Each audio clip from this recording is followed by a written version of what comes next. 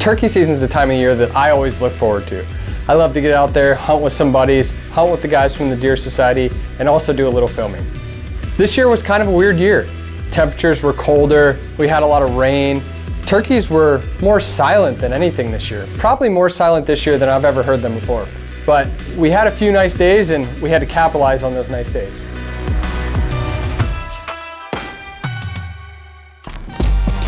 Early in the season, JJ was hunting and he capitalized on a great bird.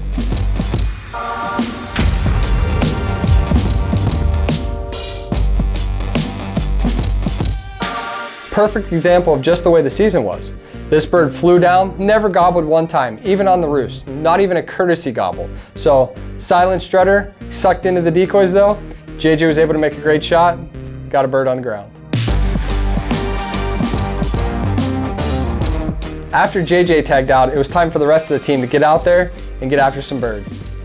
You know, this year was kind of special because my business partner, Adam Helwig, has never hunted a day in his life. He's done a lot of filming, but never hunted himself.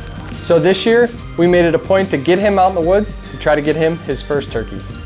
He only had a few days to hunt, so we chose to go to the Dukart farm, the Whitetails from Scratch property, and give it a go.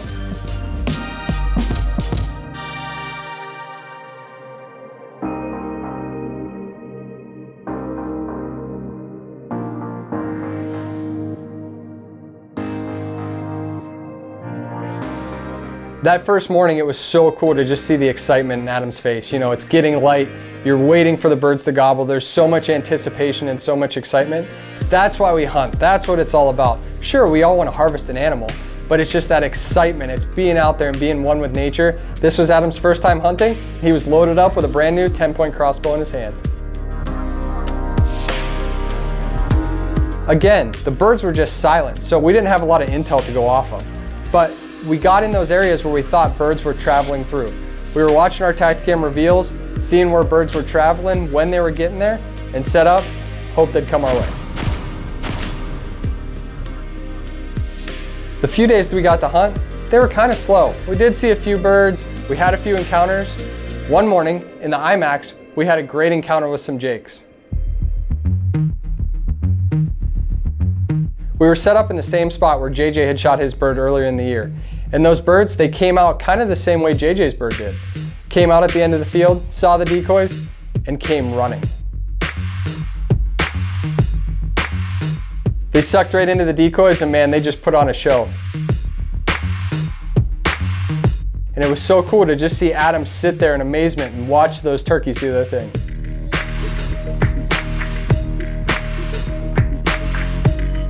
Adam could have legally shot one of these birds, but the Dukarts, as much as they're managing for whitetails on this farm, they're also managing for all wildlife.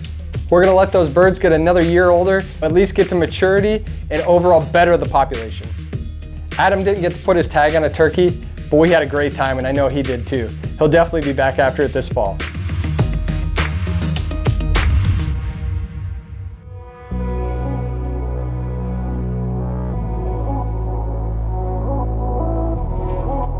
With Mike up to bat, I was excited to jump at the opportunity to go out and film him. He really is an encyclopedia of knowledge and I was excited to get out there and film him and see how he was going to interact and communicate with these turkeys.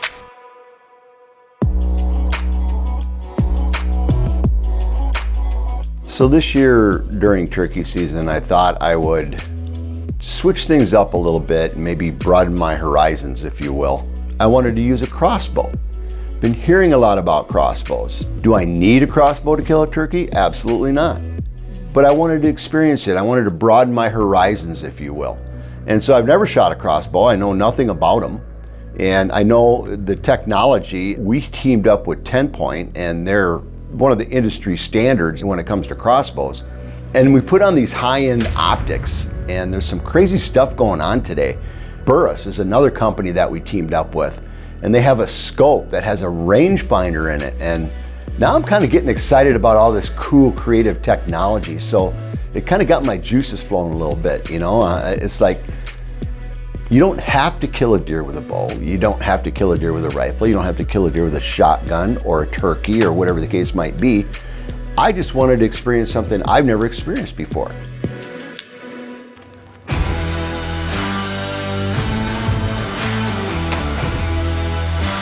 I was blown away by the efficiency and just the technology and the precision at the distances of 70 yards was just mind-blowing. I got pretty fired up about going turkey hunting. I was looking for the perfect conditions where you have that south wind coming in and it warms up in Minnesota, and then turkeys just start screaming off the trees and they get really active. So we finally got that perfect window.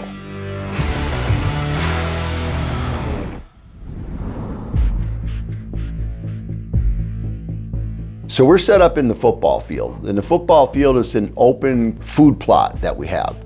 And we're set up in a blind, and these turkeys are roosting on the other side of the county road. So they have to come down out of their roost, get down in the valley, they have to cross the gravel road, they have to come up on top where we are into the football field. So we know they're doing it, and we kind of know where they're going and how they're doing it. So we set up accordingly in the field.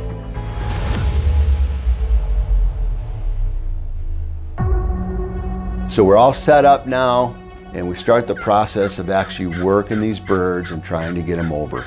It started out with just light calling and a lot of patience. You know, as it started to get light and Mike pulled that call out of his bag, I started to look at it more closely, and it had some writing on there. And after we got to talking, I found out that that was actually the first turkey call that Mike had made for Illusion. Man, it was pretty unbelievable and pretty cool to see.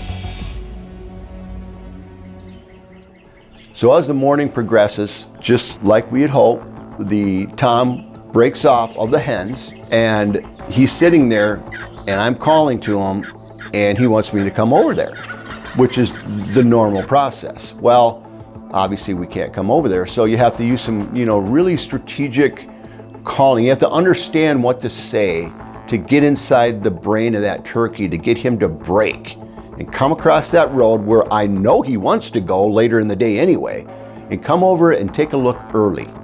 So the calling process starts, and sure as heck, I start hearing a couple of young birds, some jakes, and I knew there was a group of jakes coming through there as well.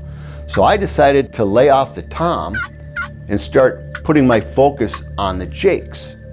And I figured if I can get them jakes over there and I can sound like they're fighting and competing over this hen, and then show a hot hen and just make those jakes go nuts, that I'd have a good chance of getting that big boss Tom to come over and say, what the heck is going on over here?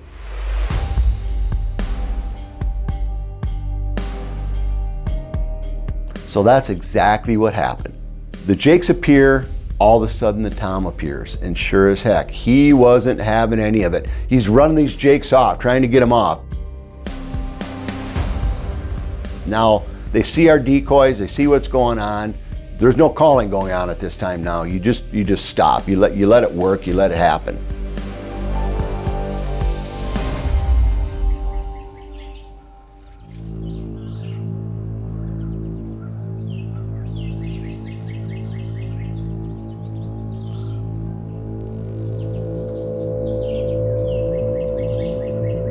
Finally, the tom, he just can't handle the pressure no more. So he decides, I'm coming over. So now here we go. We got this cool equipment. We got everything dialed in. Of course, I've been checking it all morning and playing around with it and, making sure everything's perfect. And he comes walking in, the heart starts pounding, and he's right there in front of me. And he's so close that I could barely get a range on him. I mean, I didn't need a range because he's like, I think it was 11 yards. And he's right in front of the blind. And I'm like, just excited as heck. So I get this crossbow up. I'm looking through the sight. I can see him perfectly, right exactly where I need him. I check it, everything. These birds not going anywhere. I'm taking my time.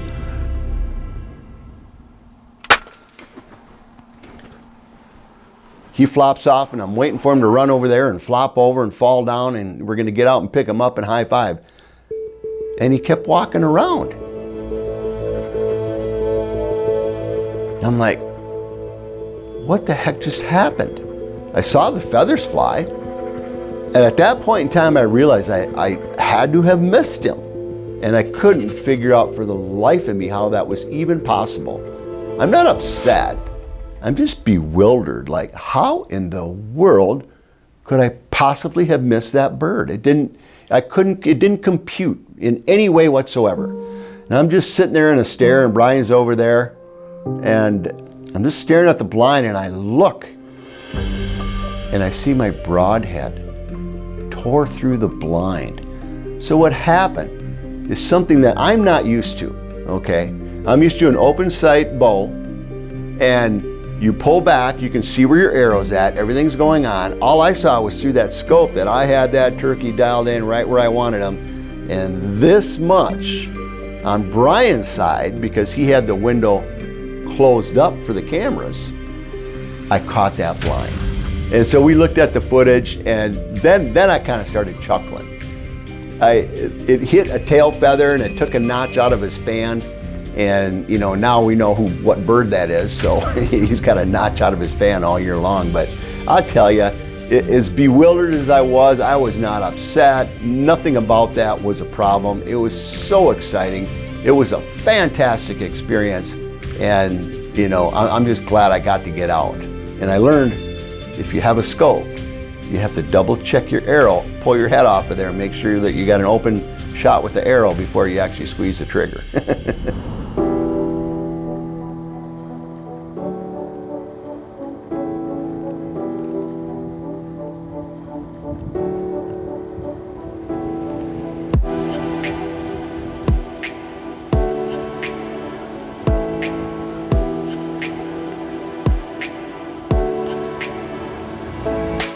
So one thing that really has stuck with me about what happened this spring with the turkey is I am just fired up about using a crossbow for deer hunting. I mean, when I first went into it, I thought, oh, you know, I don't know. It feels like I'm going backwards. And, you know, just my mind thought process was, I don't know, maybe it was kind of selfish, elitist, if nothing else. But by seeing this equipment, using this equipment, and just having that experience with this thing, I'm totally gonna go kill a deer with a crossbow. There's no question in my mind, it's gonna happen. Now, obviously we didn't get the bird, but you know, that's a memory that's gonna stick with me forever. And we really need to think about that as hunters. It's really about the experience. It's not about how much meat can I put in my freezer, how big of a buck have I shot compared to you. It's not a competition sport. It's a participation sport, and participate at the level that you can, that you enjoy, that challenges you, and cherish those experiences, whether they're successful harvests, whether they're bad experiences. Some of the worst experiences I've had, I'll never forget, and this wasn't a bad experience, this was a great experience, and I won't forget it.